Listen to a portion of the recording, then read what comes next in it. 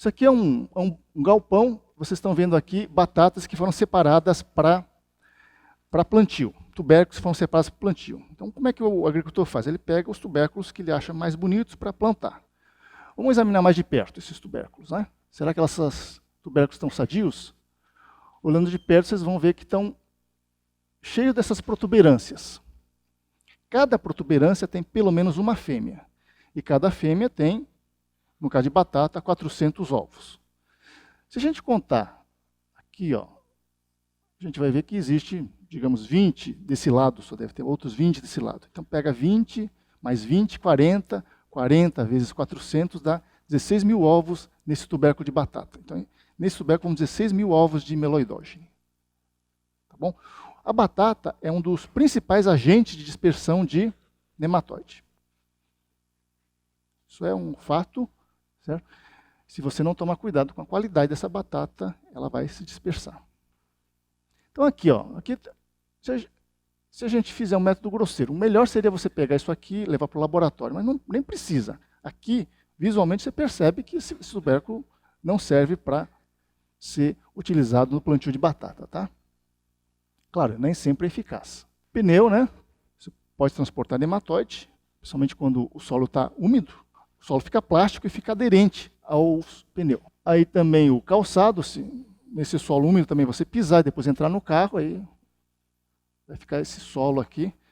Você sai daquela propriedade, vai para outra, limpa, tira esse tapete, limpa na outra propriedade, você vai transportar o nematóide. Aí nesse caso é claro que é uma quantidade bem pequena, né? Mas é o comecinho de tudo. Não é que nem no caso de tubérculo de batata, que vai 16 mil nematóides, um tubérculo só, né?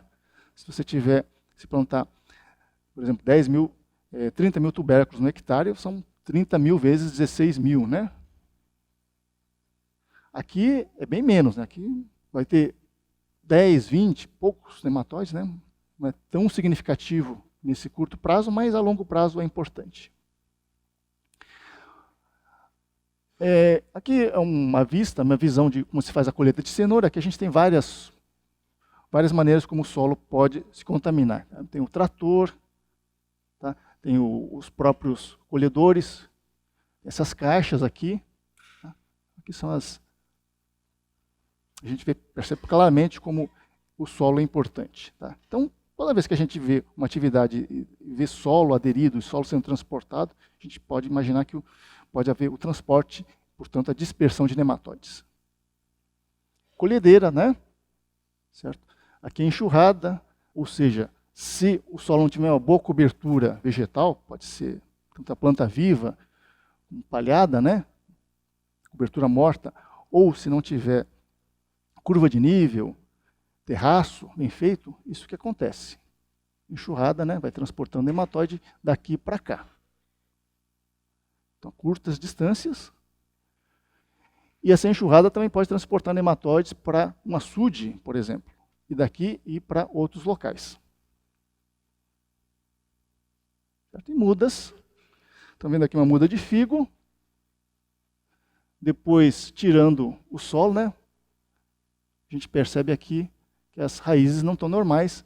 Ó, isso aqui é uma galha, ó. Ou seja, uma muda contaminada com nematóide. Como essa muda ficou contaminada? Pode ser o solo, que não é de boa qualidade, ou pode ser a própria água de irrigação. Se essa água de irrigação vier de um açude que recebeu uma enxurrada, vamos imaginar que esse viveiro é produzido numa área onde se produz figo. A plantação de figo em volta tem nematóide. Chove, a enxurrada transporta a água até o açude, daí o viveiro pega essa água e irriga. E daí, é claro que o nematóide vai sendo levado também. Aqui outra visão, ó. Isso aqui é de muda de cafeiro. E daí o café fica subdesenvolvido. Certo?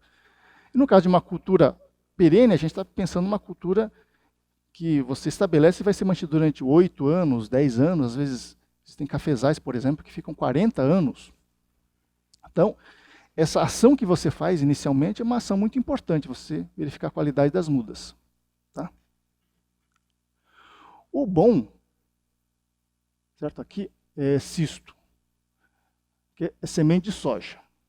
Está vendo semente de soja e torrões de solo, tá? De onde vêm esses torrões? Da colheita. Quando você faz a colheita, ó, da soja, é claro que quando faz uma área agrícola, o solo não é totalmente plano, ele tem umas certas irregularidades. Isso quer dizer que em determinado momento, essa colhedora pode jogar essas sementes, junto com as sementes pode transportar um pouco de torrões de solo. E no solo existem vários nematóides. Tá? Bom, nessa condição, a maioria dos nematóides morre. É uma condição bem adversa. O solo seca, né? Tá? Fica duro e o nematóide morre. Porém, alguns nematóides, e um deles é o nematóide cisto, consegue sobreviver nessa condição adversa. Porque ele já foi feito para isso. O cisto foi feito exatamente para aumentar a capacidade de sobrevivência, para manter a viabilidade dentro do cisto dos ovos. Então, se dentro desse torrão tiver um ou mais cistos, nós vamos ter alguns ovos viáveis que vão ser transportados com as sementes. Então, o cisto é importante nesse sentido. Bom, então para vocês terem uma ideia de como isso é importante, aqui a gente tem, isso aconteceu no Brasil também, mas a gente pega aqui um exemplo americano, porque no caso dos Estados Unidos está mais bem registrado, e no caso dos Estados Unidos também a gente consegue olhar ao longo do tempo o processo de dispersão de nematóides. É a ocorrência do nematóide de cisto de 1957, se não me engano, até 2014. Começou com poucas ocorrências, ocorrência a gente está visualizada por essa marca vermelha, né? Então são os locais, são as cidades, né, os municípios produtores de soja onde ele ocorria. Ao longo do tempo, o número de municípios aumenta até que ocupa, hoje em dia, a maior parte dos municípios que produzem soja nos Estados Unidos. E é claro que nesse período houve uma série de cuidados para evitar essa dispersão, mas mesmo assim ocorreu essa dispersão. Tá? Aqui numa ilustração.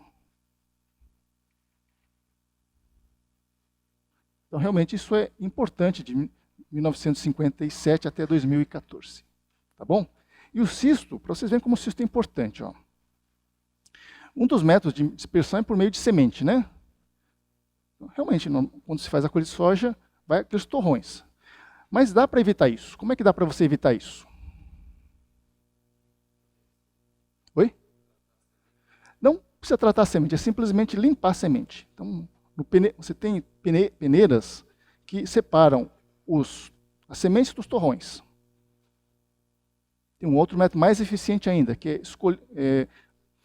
é utilizar para locais de produção de sementes, locais onde não existe o nematóide. Aí mesmo que vá torrões, o nematóide não estando presente, aquela semente está sadia, né? Tá. E realmente isso é feito hoje em dia.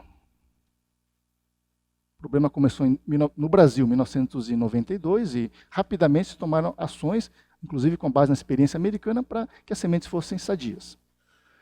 Agora o problema é outro. Vocês vejam como o nematóide ele é difícil de controlar. Eu vou dar um exemplo aqui. Ó. Braquiária. Estou dizendo, o problema hoje, o grande problema é a semente de braquiária. Por quê? Bom, braquiária não é hospedeira do nematóide cisto. Como é que a braquiária tem um papel na dispersão desse nematóide?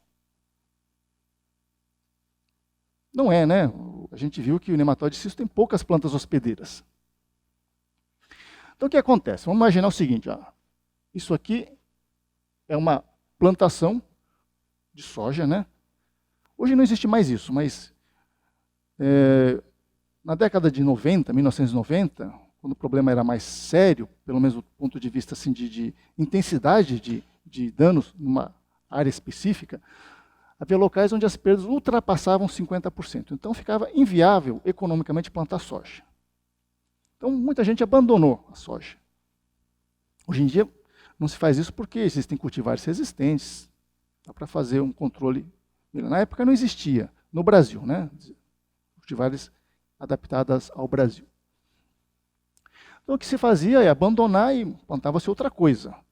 Por exemplo, aqui o sujeito resolveu criar gado, plantou braquiária. O que é braquiária? Rosesiensis. Desculpa, é brisanta isso aqui, Brachyaria brisanta. Tá? Então, um pasto bonito, assim. É difícil você encontrar um pasto tão bonito assim. Tá? É difícil. Um pasto é muito difícil. Agora, quando você plantava soja e passa a plantar braquiária, fica assim. Por quê? Quem planta soja geralmente aduba bastante, né? E quando você vai plantar braquiária, essa braquiária aproveita esse adubo e cresce bastante, você pode pôr um monte de gado. Mas se você tem uma braquiária bonita assim, tem uma coisa que ela pode fornecer que é muito mais valiosa que o gado, que é a carne ou o couro. O que é? A semente. A semente que você produz em um hectare de braquiária, principalmente se for uma braquiária bonita assim, é muito mais valiosa do que a carne que você produz. Então você pode vender a semente, você consegue muito mais. Vocês sabem como colhe a braquiária tradicionalmente? Espera a semente cair, ela tem deiscência, né? Cair no solo, depois você faz a colheita no solo. O que acontece? Juntamente com a semente tem um monte de torrões de solo. E nesse torrão de solo existe heteródera? Se você deixou de plantar heteródera hoje, e plantou braquiária amanhã, a braquiária cresce, produz a semente. Nesse período de um ano, existe heteródera naquele solo? Consegue sobreviver 8 anos, então existe. Se você colhe essa semente, tá? E depois você utiliza essa braquiária para formar palhada em soja, já ouviram falar disso, né? Integração lavoura-pecuária. O que acontece? Você está levando heteródera com a semente de braquiária, depois você está plantando soja, propiciando que o heteródera se desenvolva na soja. Então, você está transportando o heteródera com a semente braquiária. Então, hoje em dia, o problema não é a soja, semente de soja transportando heteródera, é semente braquiária. Você vê como o cisto é importante na dispersão do nematóide. Tá? E o cisto também pode ser transportado pelo vento, como nesse caso aqui. Realmente, no caso de heteródera glycinis, ele teve um papel muito grande e, por essas razões, apesar de a gente conhecer, saber como pode fazer, ainda não é um problema resolvido. Ou seja, ainda, por mais que se esforce, o controle ainda não é bem feito. Bom, tem alguma pergunta a fazer? Eu gostaria de encerrar somente dizendo o seguinte, embora a gente tenha um problema mais localizado com a heteródera glycinis, o método de disseminação, né, é o ponto fraco do nematóide, e é onde a gente teria mais sucesso em agir. Porém, mesmo assim, a dispersão de nematóide ainda é muito, muito grande, embora a gente tenha a possibilidade de ter muito sucesso no controle, por meio do controle da dispersão. Certo? Aí, eu gostaria de perguntar para vocês têm uma ideia de por que isso acontece? Porque é mais ou menos relativamente fácil você controlar, exceto heteródera glycinis, o nematóide nessa fase de dispersão. A gente pegar a muda sadia, tá? Se a gente escolher os tubérculos, se a gente fizer um bom controle da erosão, né, por meio de conservação de solo, se a gente tomar cuidado com a água de irrigação, por que isso não é feito? Oi? Não. Uma coisa diferente. É basicamente o problema que a gente tem de avaliação de risco. Certo? Então, é como a gente avalia o risco das coisas. Eu vou dar um exemplo corriqueiro assim. Imagina o seguinte. Você está de férias. Certo? Aí você vai estar de férias, aí você tem uma viagem com sua namorada, lá em Viracopos. Você vai sair de Viracopos, sua namorada está esperando em Viracopos. Tá? Daqui até Viracopos dá mais ou menos 1 hora. Para você pegar um voo, o ideal é chegar 1 hora de antecedência, para dar tempo de estacionar e ir para o local de embarque. Então, se o voo é às 10, você tem que sair no mínimo às 8, né?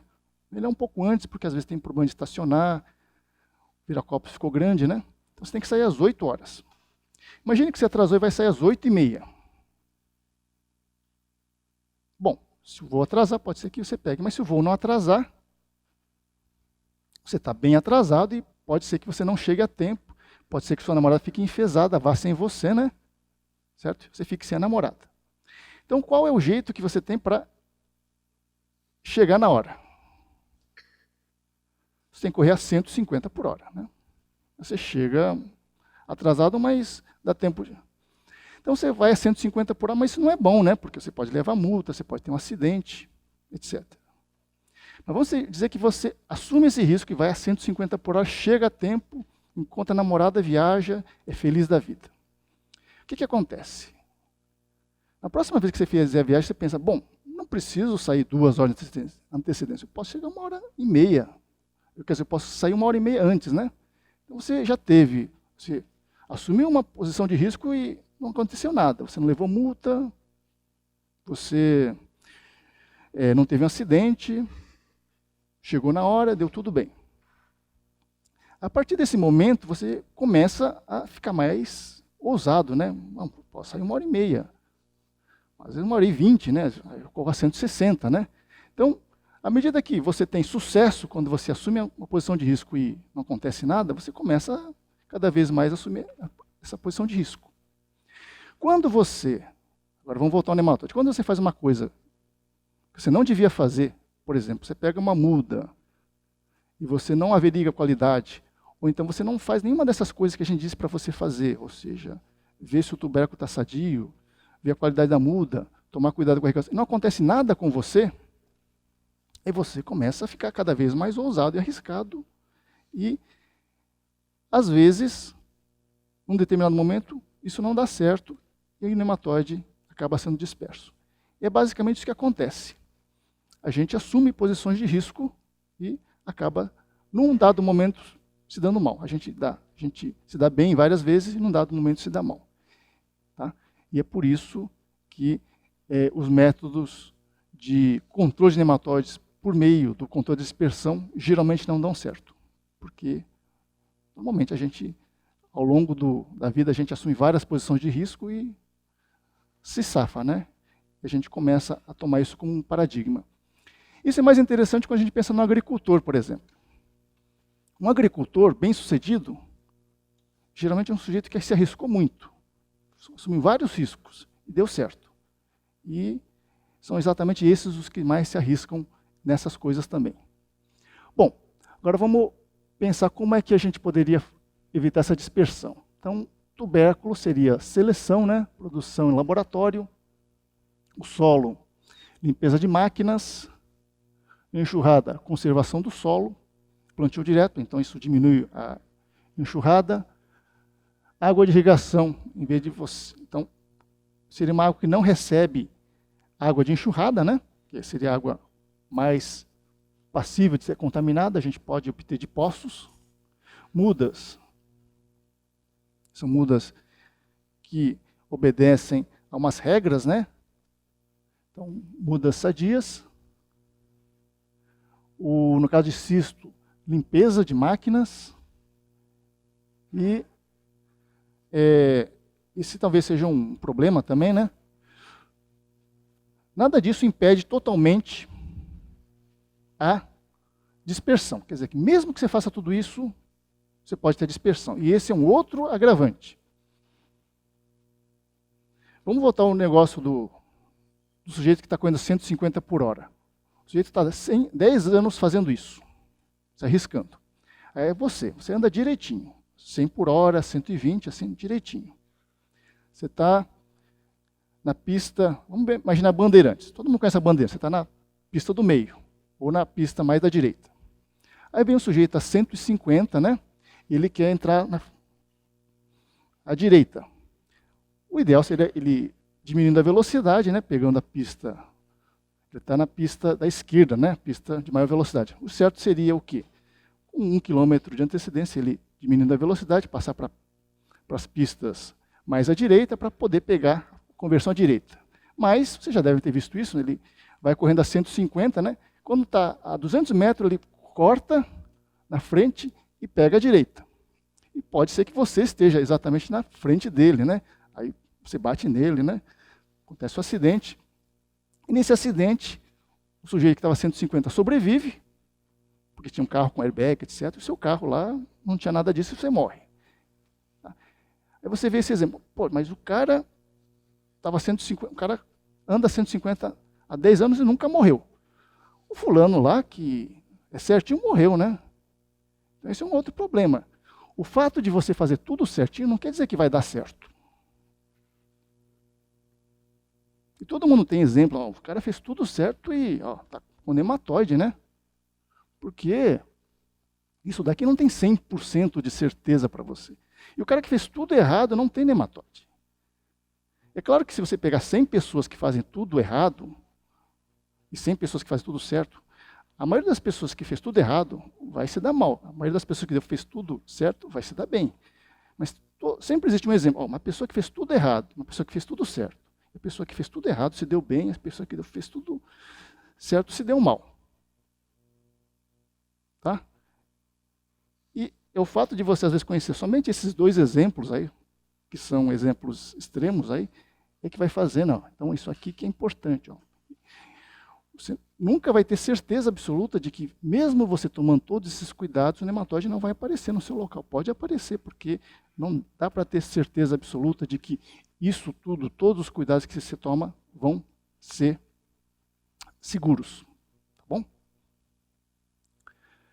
Então vamos dar algumas ilustrações aqui. A máquina sendo lavada, né? Certo?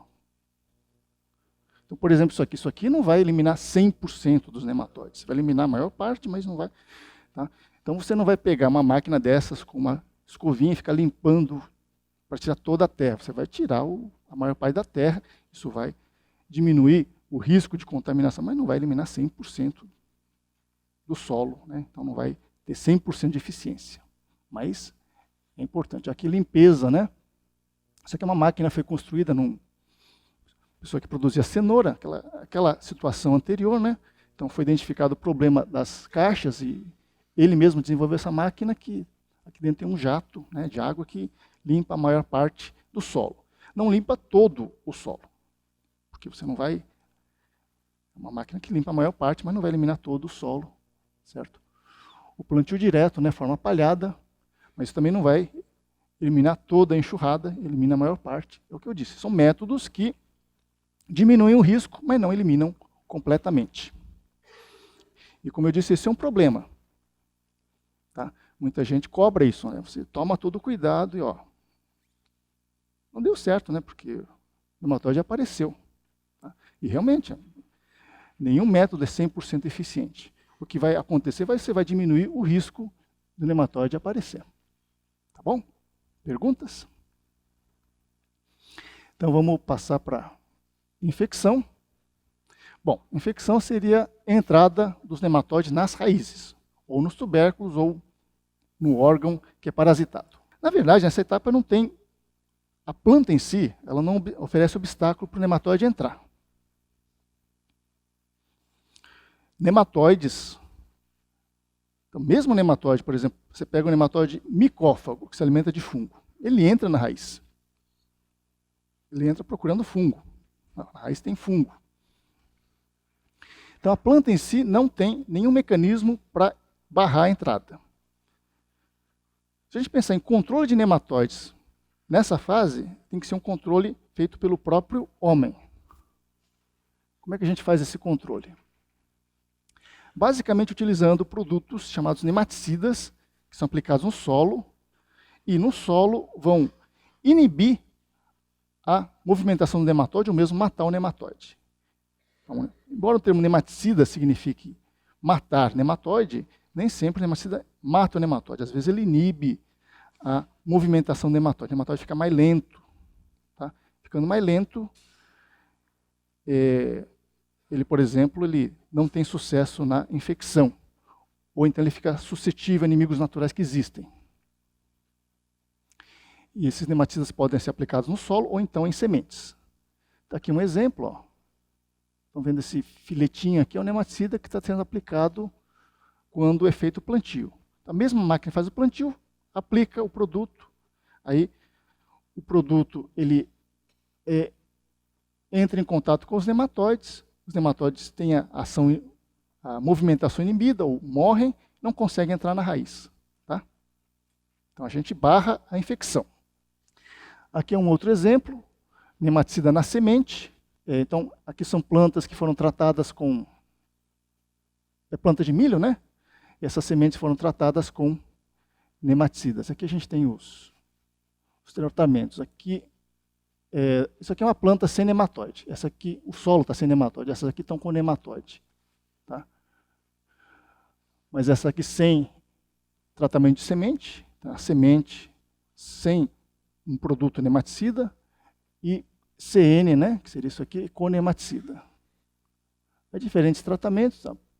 Aí vocês comparam essa planta aqui. Primeiro, compara essa com essa. Né? Isso aqui é o efeito do nematóide. Né? Sem nematóide com nematóide.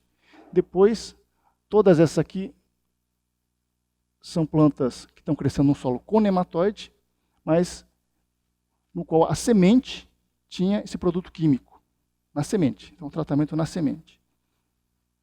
Aqui não é necessariamente químico, né? Tem alguns que são biológicos. Depois a planta cresceu, e aqui a gente tem a produção de semente. Aqui tem a diferença, tem o efeito do produto, então mostrando, tá, que teve sucesso. Então o produto na semente, ele vai para o solo, tá? Esse produto inibe o nematóide, inibe a movimentação, o nematóide não entra, ou, na verdade, ele não é que ele elimine completamente, mas grande parte dos nematóides não entra, como a população nematóide é menor, a planta cresce melhor e tem uma produção melhor também. Tá bom? Certo? Então, perguntas? Ah, sim. Não, causar nematóides assim, benéficos, né? Não existe nenhum. Ou pelo menos que tenha essa ação mais, digamos assim, mais proeminente, né? Benéficos. Vamos dizer, tem algumas exceções. Tem alguns nematóides aí que são micófagos, que controlam alguns fungos, parece que isso tem algum aspecto favorável, né? Mas são poucos exemplos. De uma maneira geral, ou os nematóides são, vamos dizer assim, neutros, né? Não tem uma ação nem benéfica nem maléfica, ou tem algumas espécies que são importantes patógenos de plantas.